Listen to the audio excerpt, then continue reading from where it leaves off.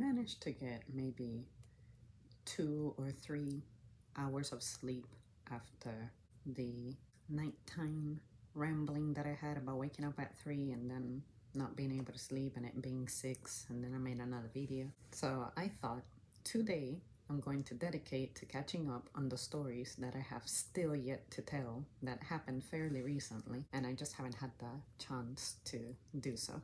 You guys, some days ago, I want to say it was a week ago by now, I was at the post office about to mail something.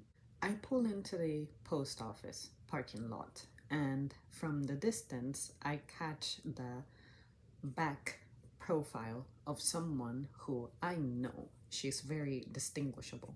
And then after I parked, I happened to park right in front of the building, and you can see the line is so long that they step outside the main lobby, and at the lobby where the PO boxes are, there is a glass kind of wall, so you can see what's going on inside. And I'm able to confirm that it's her, since she was the last person to go inside. I am next. Naturally, I'm right behind her. And she's staring at me through the glass, and I look at her as well. And as I walk in, of course, she greets me and I say, hello, how are you? Blah, blah, blah. Well, sometimes the post office will do this thing where when the line is very long, someone comes from the back somewhere and they say, is there anybody ready to drop something off without a receipt? And that's not my case. But in her case, she was picking something up. She steps out of the line, heads over to that door that opens up from the wall. It's more like a window. And she says, I'm here for my chickens. And then I thought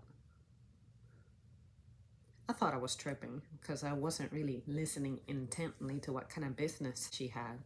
So I'm not going to just pry and be like, oh, okay, I'm not going to question what I heard. I sincerely don't care. It's not my matter. But then I start hearing these little like peeping sounds, like peep, peep, peep, peep, peep, peep. And then I was like, oh my God, she actually is literally picking up chickens. And then it dawned on me that a long time ago, I wanted to look up how people mail or deliver pets. Let's say that I'm online and I see these pages of dogs that are about to be put down or something, and they're in New York. That seems to be the most frequent place I see. And I'm like, well, I cannot drive to New York due to time restraints, but let's say for some reason I can afford to ship them. What does that look like? And if it's even an option, because most of the people I know, I have only heard them talk about getting a pet from another state because they drove there.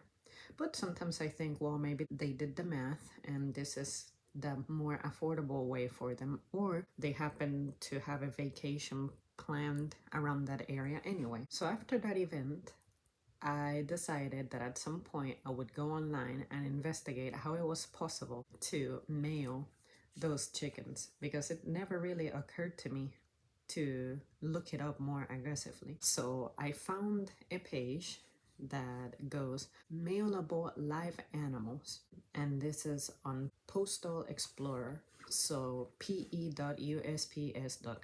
In general, it looks like live bees, live day-old poultry, live adult birds, live scorpions, only under limited circumstances, and other small, harmless, cold-blooded animals. I had pre-read this already, but when I saw the one about scorpions, I'm like, who would want a freaking scorpion in the first place? Those things are ugly and they are dangerous. They look dangerous. Why? Just why?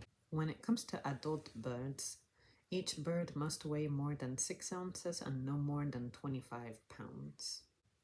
The number of birds per parcel must follow the container manufacturer limits. If the mailer is unable to secure a previously approved container, the mailer must submit the proposed container for approval to the director. Product classification. Upon submission, valid written evidence of a test conducted by a competent authority using a full container of live birds throughout a 3-day period of the challenge must be provided. The test confining live birds in the container must neither endanger the health of the birds nor subject them to inhumane treatment. Environmental temperatures as high as 99 degrees Fahrenheit and as low as 0 degrees Fahrenheit or lower for extended periods must pose no greater physiological stress on birds confined in the container than on birds in containers with conventional ventilation, and the container design must include a low level of light and no visual stimuli in order to reduce the bird's awareness of being moved or sense of alarm due to the presence of humans or other animals nearby, reducing the bird's psychological stress. That's what I wondered about the most. Like, how do you protect an animal being shipped from stress?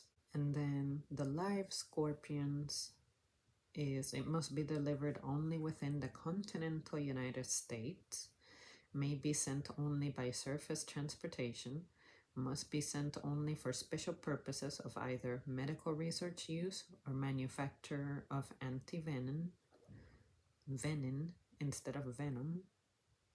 What is venin? Must be properly packaged prior to mailing as follows. Packed in a double container system with each receptacle closed or fastened in such a way as to prevent escape. Inner receptacle is made of material that cannot be punctured by a scorpion. Inner receptacle is marked live scorpions. Cushioning material is used to prevent shifting of the inner receptacle. Design of packaging is of sufficient strength as required in 522 to prevent crushing of the mail piece or escape of the contents during normal postal service handling and transport. Address side of mail piece is clearly marked live scorpions. Small, harmless, cold-blooded animals, except for snakes, turtles, and turtle eggs, are mailable only when they meet certain requirements, being they must be able to reach their destination in good condition in the normal transit time between the mailing and the address points, must not require any food, water, except for fish, or attention during transport, must not create sanitary problems, must not create obnoxious odors. So, baby alligators, caimans, chameleons, frogs, lizards, newts, reptiles and amphibians, salamanders, tadpoles, and toads must not exceed 20 inches in length. No additional requirements except the applicable standards, and packaging must comply with whatever 522 is. Goldfish, tropical fish, they must be held in a securely sealed primary receptacle. Primary receptacle must be cushioned with sufficient absorbent material to take up all the liquid in case of leakage. Primary receptacle and absorbent cushioning material must be sealed within waterproof outer shipping packaging. Worms, bloodworms, hellgramites, leeches, mealworms, snails. I have never heard of hellgramites or hellgramites. No additional requirements except the applicable standards in section 52. Packaging must comply. Non-poisonous insects. No additional requirements except the applicable and must comply. Dead animals or parts of animals. That one tripped me. So the dead bodies or parts thereof, any wild animals, wild birds, or eggs are acceptable for mailing only when they are lawfully killed or taken, and their shipment is not prohibited by law of the United States or of the state, territory, district, or foreign country or subdivision thereof in which killed or taken or offered for shipment. Mailing of fresh game is also subject to these standards. Dead animals or parts of animals include 2 groups of items. Group A, the ones that need to be refrigerated. Group B, items that must be dried. I'm guessing jerky. So basically, game, birds, fish, or other animals to be used for food, animals or animal parts to be used in conservation studies or to be preserved by taxidermy, and then dried furs, hides, skins, or pelts of wild animals. Whoops, looks like I was wrong. But yeah, I was thinking that whenever they ask you, is there anything fragile, perishable, liquid, etc., it really never dawned on me that someone might need to ship out meat and when I thought about the dead animals part, I was telling myself, oh, it must have been lawfully killed or taken. How do you prove that? I'm guessing you would have to have a hunter's license. And I guess when it comes to lawfully taken in adoption form of some sort, that you killed this thing for whatever reason. Mailable group A would be mailable only when the overall requirements for animals are met and a proper refrigerant is used as follows. Water ice. When water ice is used as a refrigerant, it must be packed like a liquid in a sealed waterproof primary receptacle. The primary receptacle must be surrounded by absorbent cushioning material in a quantity sufficient to take up all water in the event of leakage. The primary receptacle and cushioning material must be securely packed within an outer shipping packaging. Dry ice. When dry ice is used, it must be packaged as required in whatever section. It must never be placed in a sealed container. In addition, sufficient cushioning material must be blah blah blah. Salt. The use of salt to retard spoilage can be effective.